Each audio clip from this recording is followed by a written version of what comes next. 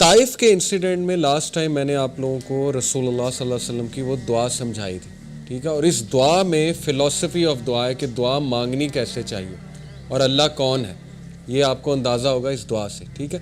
سیرہ کا ایک بہت بڑا فائدہ پڑھنے کا اور سمجھنے کا یہ ہوتا ہے کہ آپ کا زندگی کا فلسفہ کلیئر ہو جاتا ہے، آپ کو سمجھ آ جاتی ہے کہ زندگی میں نے کس کنسیپٹس کے ساتھ زندگی گزارنی ہے، اور یہ بہت بڑی بات ہے، بہت بڑی بات ہے۔ دیکھیں، ایک اچھے ایجوکیشن سسٹم کا مقصد بھی یہ ہوتا ہے کہ ہمیں زندہ رہنے اور جینا سکھائے، یہ نہیں کہ بس ہمیں پیسے کمانا سکھائے، وہ تو ایک بہت ہی اس کا مائنر سا بینیفٹ ہے۔ اصل ایجوکیشن سسٹم کا بینیفٹ یہ ہوتا ہے اور مقصد ہوتا ہے کہ بھئی ہمیں چیلنجز سے ہم نے کیسے گزرنا ہے، ہم نے زندگی میں مختلف سچویشنز میں کیسے ڈیل کرنا ہے وغیرہ وغیرہ۔ تو یہ سیرہ اللہ کے نبی صلی اللہ علیہ وسلم کے بارے میں اللہ نے خود کہا کہ تمہارے نبی میں تمہارے لیے بہترین مثال ہے، ہر طرح کی بہترین مثال ہے۔ اوکے، یہ دعا میں دوبارہ بتاتا ہوں، کچھ چہرے نئے نظر آ رہے ہیں۔ رسول اللہ صلی اللہ علیہ وسلم پہ پتھراؤ ہوا، ہمارے نبی پہ لہو لہان ہوئے، اور بہت یہ اس پہ جتنا غم کیا جائے اتنا کم ہے، لیکن میں نے آپ کو ایک بڑا امپورٹنٹ پوائنٹ بتایا تھا لاسٹ کلاس میں کہ سیرہ میں آپ ایک بار بھی رسول اللہ کو یہ انسیڈنٹ مینشن کرتے خود نہیں دیکھیں گے۔ اس سے کیا ثابت ہوتا ہے کہ ہمارے نبی صلی اللہ علیہ وسلم اللہ سے ایمپتھی لیتے تھے، لوگوں سے نہیں۔ سمپتھی لینی ہے تو اللہ سے لیں۔ ایک بار یہ دعا کر لی، اللہ کو رو کے دکھا دیا، سمپتھی لے لی، اس کے بعد کبھی مینشن نہیں کیا۔ صرف تب مینشن کیا جب حضرت عائشہ نے خود پوچھا کہ آپ پہ سب سے ہیوی انسیڈنٹ کون سا تھا؟ کیا احد کا تھا؟ جو احد کی شکست تو نہیں کہیں گے، احد میں جو بھی حادثات ہوئے اس کے بعد تو نبی صلی اللہ علیہ وسلم نے پھر مینشن کیا کہ عائشہ تمہارے لوگوں نے مجھے بہت دکھ دیا تھا، یعنی طائف کے لوگوں نے، لیکن تب بھی کوئی ایسا سینٹینس نہیں کہا جس سے سمپتھی لینا جو ہے وہ واضح ہو رہا ہو۔ اس میں بڑا امپورٹنٹ پوائنٹ ہے کہ دیکھیں مسلمان سٹرونگ ہوتا ہے، سمپتھی اللہ سے لینی ہے ہم نے۔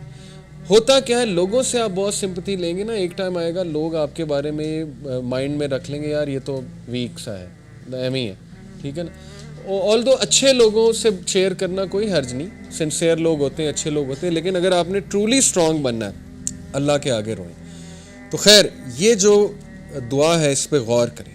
او اللہ، to you I complain of my weakness of strength and my helplessness and loneliness before مین۔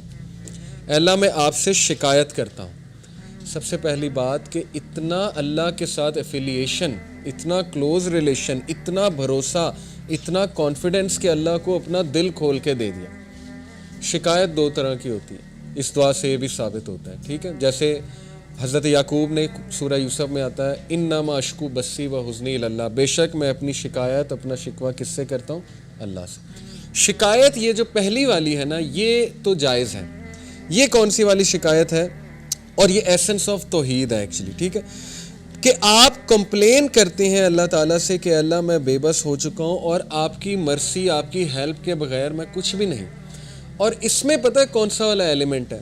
اب دیکھیں رسول اللہ صلی اللہ علیہ وسلم کی ساری دعا جب میں آپ کو سناؤں گا اس کا کرکس یہ ہے کہ اللہ کے نبی صلی اللہ علیہ وسلم اس لیے نہیں رو رہے تھے کہ ان پہ بہت زیادہ وہ ہوا تھا ظلم، اصل میں وہ اس بات پہ رو رہے تھے، زیادہ پریشان تھے کہ اے اللہ کہیں آپ تو نہیں ناراض، کہیں یہ پنشمنٹ تو نہیں ہے کہ میرے ساتھ اتنا کچھ ہو گیا۔ یہ اصل میں اس کا جو ہے نا ماخذ ہے، یعنی آپ سوچیں کس لیول پہ اللہ کے نبی صلی اللہ علیہ وسلم کا ویژن اور اللہ سے تعلق تھا کہ اللہ یہ ہوا ہے میرے ساتھ تو مجھے سمجھ نہیں لگ رہی، کہیں آپ کی ناراضگی تو نہیں ہے، کہیں مجھ سے کوئی خطا تو نہیں ہو گئی، مجھ سے کوئی غلطی تو نہیں ہو گئی۔ اس طرح کی بات کرنا، ٹھیک ہے نا، اور اللہ کے سامنے دل کھول دینا، یہ تو ایسنس آف توحید ہے، اور اس طرح کی شکایت جو ہے وہ جائز ہے۔ اس کو شکایت کہہ لیں یا کہہ لیں کہ اپنا دل کھول کے بیان کرنا، ٹھیک ہے نا۔ دوسری شکایت جو ہے وہ ہے اللہ کی قدر اور اللہ کی ڈکری کو ریجیکٹ کر دینا، ایکسیپٹ نہ کرنا۔ اور زیادہ تر لوگ جو ہے وہ اس کا شکار ہو جاتے ہیں کہ جب ان کے ساتھ کوئی خدا نہ خواستہ، اللہ نہ کرے، کوئی ایسا حادثہ ہو جائے، کوئی ایسی چیز آ جائے جو انہوں نے ایکسپیکٹ بھی نہیں کی ہوئی تھی، تو وہ بجائے کہ اللہ کے آگے رونے کے یا اللہ سے مدد طلب کرنے کے، وہ فوراً یہ کہتے ہیں کہ یہ ہوا کیوں ان دا فرسٹ پلیس، اور وہ کہتے کہتے پھر اس لیول پہ پہنچ جاتے ہیں جو اللہ معاف کرے۔ ابلیس نے اللہ کو کہا تھا کہ اللہ تو نے مجھے گمراہ کیا، یہ ابلیس کے الفاظ ہیں قرآن میں کہ بے شک since you have led me astray, اس لیے اب میں ان ہیومن بینگز کو نہیں چھوڑوں گا۔ اس نے بلیم کس کو کیا؟ اللہ کو۔ تو خدا نہ خواستہ کہیں ہم اس شکوے کا شکار نہ ہو جائیں کہ ہم اللہ کو بلیم کرنے لگیں، نعوذ باللہ۔ کہ یہ اللہ کی وجہ، اللہ نے کیوں میرے ساتھ ایسے کیا. ٹھیک ہے نا.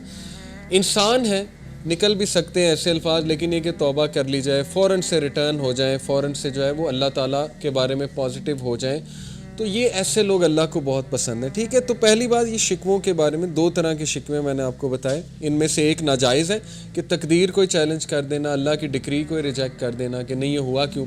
جیسے کچھ لوگ ان کے فادر کی ڈیتھ ہو گئی، مدر کی ڈیتھ ہو گئی، ایکسیپٹ ہی نہیں کیا، دین سے بھی دور ہو گئے، نمازیں پڑھنا چھوڑ دیں کہ نہیں یہ ہوا کیوں. تو خیر اٹس ویری ڈیفیکلٹ، لیکن یہ کہ اسٹرینتھ پکڑیں. ہمارے نبی کو بہت غم آئے ہیں، بہت دکھ آئے ہیں، ان سے اسٹرینتھ پکڑیں. اگر غم دکھ کوئی بری چیز ہوتی تو انبیاء کو نہ آتا. اس کا مقصد ہے. ٹھیک ہے نا.